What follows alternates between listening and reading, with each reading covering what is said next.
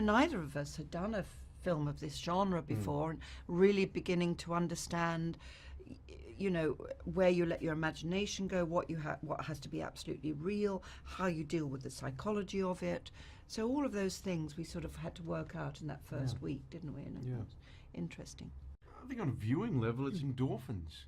I mean, your body releases chemicals when you have a good scare, or when you're leaning into something, or you're listening, you're waiting, you're anticipating, and then bang, it catches you by surprise. It's when they're done well, it's a great night at the cinema. Like a great ride at a theme park. It takes you out of the ordinary. And I think everyone has, if they don't necessarily believe in ghosts themselves, they know people who've had experiences. The terrible, and everyone has experienced loss, and the need, the desire, the sadness of not being able to speak to that person again. So the whole, the existence of spiritualism, and we all as children have, had, I don't know about you, but we always used to have, Ouija board, and so we're all fascinated.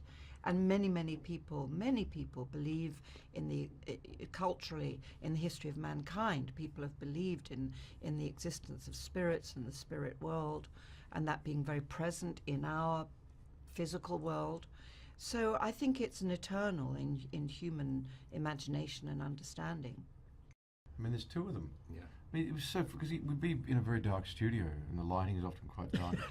So you'd think, I'd come out, I'm thinking, and then we'd come and do something, and it's just like, what are you talking about? Well, we just spoke about this. What do you mean when I talk about? And everyone's, oh my God, it's your brother, wasn't it?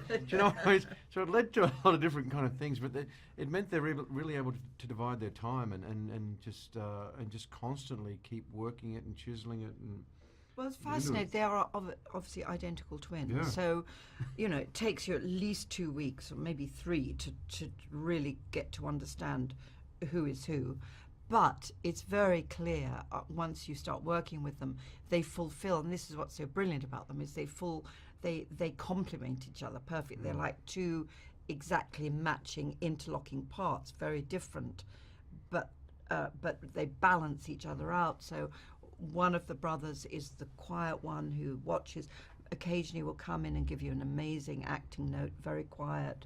The other brother is much more forceful and verbal, and seems to be in control, but actually it's the two of them, they complement each other. It's fascinating. It's like working with one director who just has become two. Yeah.